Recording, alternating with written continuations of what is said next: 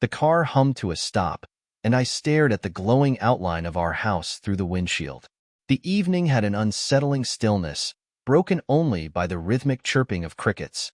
My hand lingered on the steering wheel as I exhaled deeply, the weight of the day pressing heavily on my chest. Everything should have felt perfect, 2 weeks until the wedding, a surprise honeymoon meticulously planned, and a life ahead with Lily. But tonight, something was different. The air carried the faint scent of freshly cut grass, usually a sign of familiarity and home. Yet tonight, it felt hollow. I shook my head, brushing off the unease as nerves. After all, planning the wedding and juggling work had been overwhelming for both of us. Stepping out of the car, I stretched my muscles, stiff from sitting in traffic. The soft glow of the porch light was comforting, a beacon welcoming me back. Yet as I approached the door, I froze. For just a moment, I thought I saw movement in the upstairs window, a fleeting shadow, gone as quickly as it appeared. My chest tightened, and I blinked, convincing myself it was my imagination. The door creaked as I stepped inside, the familiar scent of vanilla candles filling the space. "Lily," I called out, my voice breaking the stillness. The house was unusually quiet, the kind of quiet that seeps into your skin and makes your pulse quicken. I set my bag down near the door, listening for any sign of movement. Lily usually greeted me with a smile or the hum of music drifting from the kitchen. But tonight, there was only silence. "Lily," I called again, my voice a little louder this time. I walked further into the house, my shoes clicking softly against the polished hardwood floor. As I turned the corner toward the living room, I stopped in my tracks. There she was, standing at the base of the stairs, illuminated by the soft glow of the chandelier above. Her appearance took me aback. She wore a sleek crimson dress that hugged her figure, her hair styled in perfect waves that framed her face. For a brief moment, I was struck by how beautiful she looked, radiant, poised. But then I noticed her expression, and a wave of unease rolled through me. "Hey," I said cautiously, forcing a smile. "You look amazing. What's the occasion?" Lily didn't answer immediately. Her hands were clasped in front of her, and her eyes avoided mine. The tension in the air was palpable. Finally, she spoke, her voice low and strained. "We need to talk."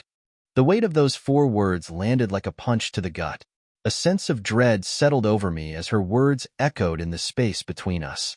"We need to talk." Nothing good ever followed that phrase. "What's going on?" I asked, my voice steady despite the knot forming in my stomach. Lily glanced toward the door, and that's when I saw it. A small travel bag sitting on the floor near the entrance. My heart sank. "Going somewhere?" I asked, trying to keep my voice even. She hesitated, her fingers fidgeting with the edge of her dress. I need some space," she said finally. "Just for the weekend." "The weekend?" I repeated, my disbelief evident.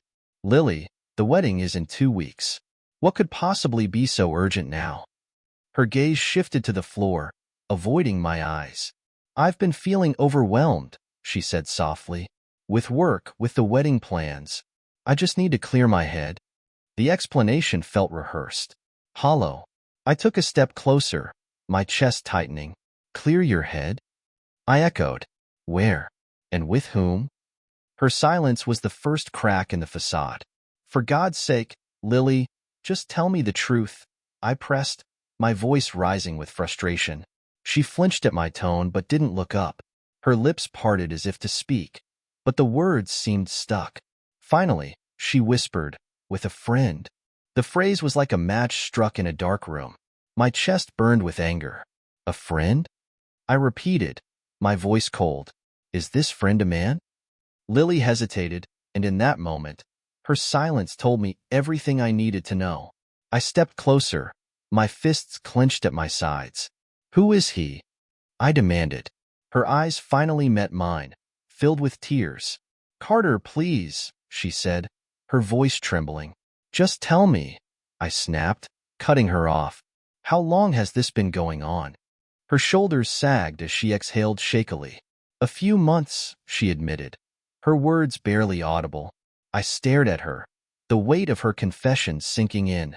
"Months? You've been sneaking around behind my back for months while we planned a future together? And his name?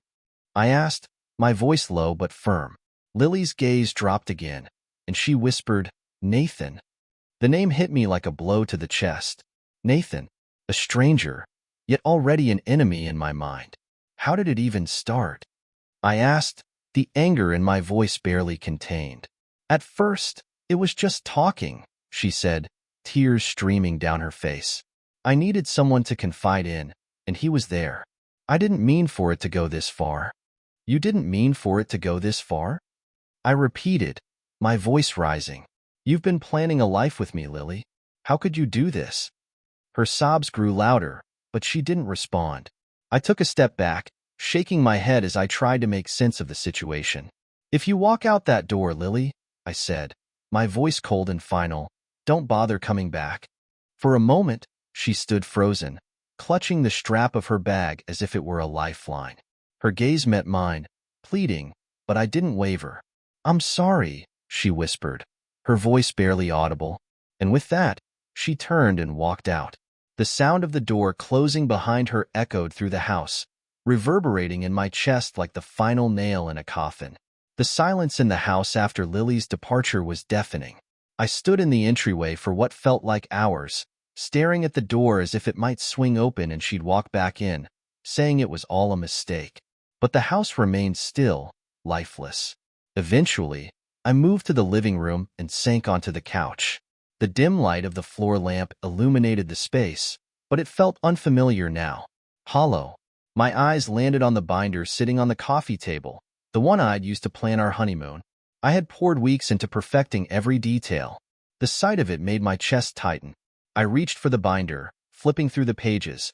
Images of the Amalfi Coast, private villa reservations, handwritten notes about places Lily had always wanted to visit. It was supposed to be a surprise, a gift for the woman I thought I knew.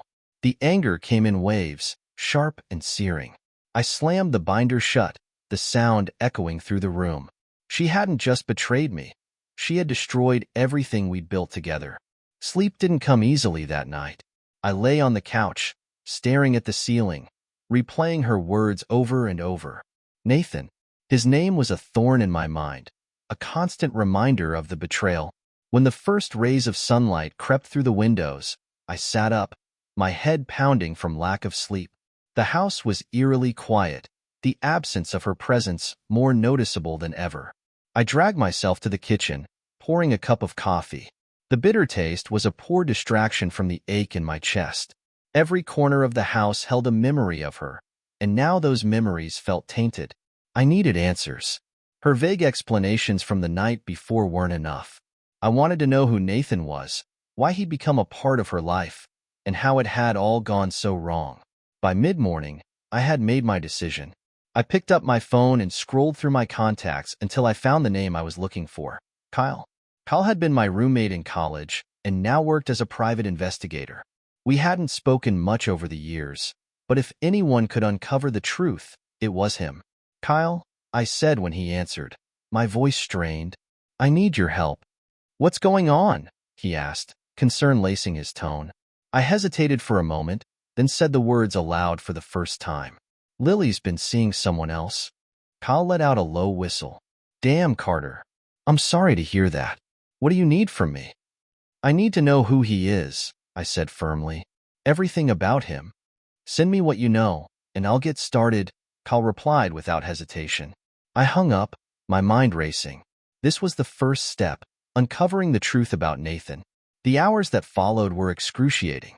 I paced the house, my mind running through every possible scenario. Who was Nathan? How had Lily met him? What did he have that I didn't? When my phone finally buzzed, I snatched it up, my heart pounding. It was a message from Kyle. Call me. I dialed his number immediately, gripping the phone tightly. I've got some details, Kyle said, his voice serious. Nathan's her manager. Divorced, no kids, early 40s, works at the same company as her. My stomach churned as I listened. And they've been meeting after work. Dinner, drinks. Last night, they checked into a hotel downtown. I closed my eyes, the anger bubbling beneath the surface. Do you have proof? Photos and receipts, Kyle replied. I'll send them over. When the email came through, I stared at the subject line for a long moment before opening it. The photos were exactly what I feared. Lily and Nathan laughing at a restaurant, their hands brushing as they walked, and finally, the two of them entering a hotel together. Each image was a knife twisting deeper into my chest. She had lied to my face, betrayed everything we had built, but she didn't know me as well as she thought. I wasn't going to let this go quietly. The first call I made was to Julia, my lawyer. She had handled a few legal matters for me in the past and was someone I trusted implicitly. Julia, I said, my voice firm, I need to secure everything I own. The house, the accounts, the car, everything. She listened carefully as I explained the situation. Since you're not married yet, she has no legal claim to your assets, Julia said. But I'll make sure everything is locked down, just in case. By the end of the day, everything was secure. Lily might have walked out on me, but she wasn't taking anything else with her. The house was quiet as I sat at the kitchen table, staring at my phone. Kyle had sent me everything, photos, receipts, and a summary of Nathan's life. Each piece of evidence felt heavier than the last. Nathan wasn't just Lily's manager. He was someone who had spent months building a secret relationship with her. Their dinners, drinks, and shared moments weren't spontaneous. They were deliberate, calculated. And I wasn't sure what stung more, Lily's betrayal or the realization that she'd lied to me so easily. I opened the photos again, unable to stop myself from looking. One showed them at a corner table in a dimly lit restaurant, Nathan leaning forward with a smirk on his face while Lily laughed at something he'd said. The sight of her smile, one I thought belonged to me, made my stomach churn. The last photo, though, was the hardest to look at. The two of them walking into a hotel, side by side, their hands brushing. I clenched my fists, the anger threatening to boil over. But anger wasn't enough. I needed to act. That evening, as the sky darkened outside the windows, I sat down with my laptop. If Nathan thought he could walk away from this unscathed, he was wrong. The first email I wrote was anonymous. It was addressed to his company's HR and legal departments, and attached were copies of the photos and financial documents Kyle had uncovered. I kept the message simple but damning. Subject: Evidence of misconduct, Nathan W. Message: Please find attached proof of financial discrepancies tied to Nathan W., along with evidence of behavior that violates company policy. I trust this will be handled appropriately. I stared at the screen for a moment before clicking send. The weight of what I'd done settled over me, but I felt no regret. Nathan had played his game, and now it was time for him to face the consequences. The second email was far more personal. This one was sent to Lily's closest friends, her family, and a few of her colleagues. I included the photos of her with Nathan and a brief message outlining their affair. Lily had chosen to betray me, and I wasn't about to protect her from the fallout. She needed to face the truth, even if it meant shattering the image people had of her. By the next morning, the storm had begun. My phone buzzed with messages from mutual friends, all of them shocked by what they'd seen. Lily's world was unraveling, and I couldn't deny the grim satisfaction it brought me. Kyle called a few days later, his tone brimming with triumph. The company took the bait, he said. They've started an internal investigation into Nathan's finances. It's only a matter of time before they hand it over to the authorities. A cold smile tugged at my lips. Good, I said. He deserves it. Kyle chuckled. Oh, and you'll love this. Turns out he's been involved in some other shady deals, fraudulent contracts, tax evasion, the works. They're into everything. I leaned back in my chair, satisfaction washing over me. Nathan had thought he could steal Lily and walk away clean, but now his lies were catching up to him. It was a quiet Saturday evening when I heard the knock at my door. I opened it to find Lily standing there, her face pale and tear-streaked. She looked nothing like the confident woman I had once loved. Carter, she began, her voice trembling. Please, can we talk? I leaned against the doorframe, crossing my arms. What could you possibly have to say, Lily? She hesitated, her gaze dropping to the floor. I made a mistake, she said finally. I didn't know what I was doing. I was scared of losing myself before the wedding. But I know now. I love you. I've always loved you. A bitter laugh escaped me. Loved? I said. Was that what you were thinking about when you walked into that hotel with Nathan? Don't lie to me, Lily. Not now. Tears streamed down her face as she tried to explain, but I wasn't interested in hearing her excuses. You had a choice, I said coldly, and you chose him. We're done, Lily. Her sobs grew louder, but I didn't waver. Please, Carter, she pleaded. I'll do anything to make this right. I shook my head, stepping back inside. You destroyed everything we had. Leave. As I shut the door, a strange sense of relief washed over me. For the first time in days, the weight on my chest lifted. Cal called again the following week. Nathan's officially facing charges, he said. Fraud, embezzlement, tax evasion, you name it. He's looking at serious jail time. How long? I asked. 3 to 5 years, maybe more, Cal replied. Depends on what else they dig up. I let out a slow breath. Good, I said. Nathan's life was falling apart, and Lily's wasn't far behind. She had moved back in with her parents, her job lost, her reputation shattered. But I didn't feel pity, only closure. The days that followed felt like a strange limbo. The house was quiet, too quiet, and I found myself avoiding certain rooms entirely. The living room, where Lily and I had spent countless evenings curled up on the couch.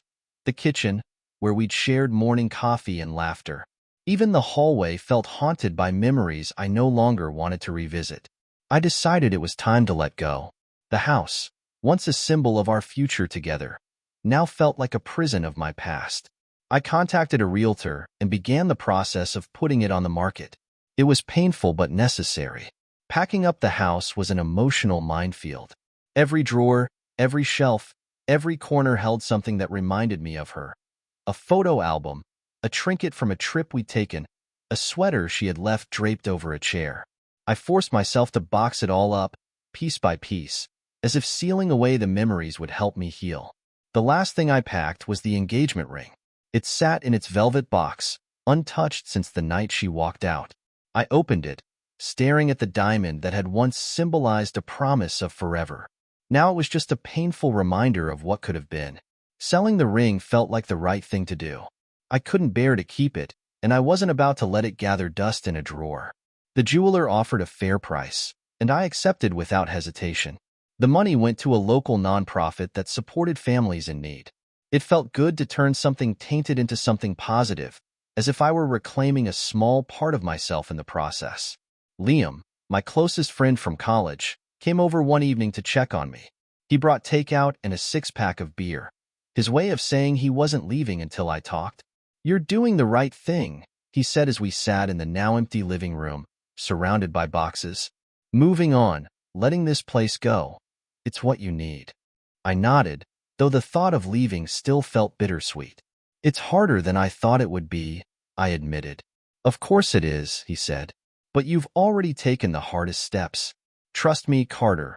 A year from now, you'll look back on this and realize it was the beginning of something better. His words stuck with me, and for the first time, I felt a glimmer of hope. The day I handed over the keys to the new owners was both liberating and heartbreaking. I stood in the empty living room one last time, letting the memories wash over me. Then, with a deep breath, I walked out and didn't look back. I had found a small apartment in a different city, far enough away to feel like a fresh start. The space was modest but bright, with a balcony that overlooked a quiet street. It was perfect, a blank slate to rebuild my life. Settling into the new apartment was both exciting and challenging.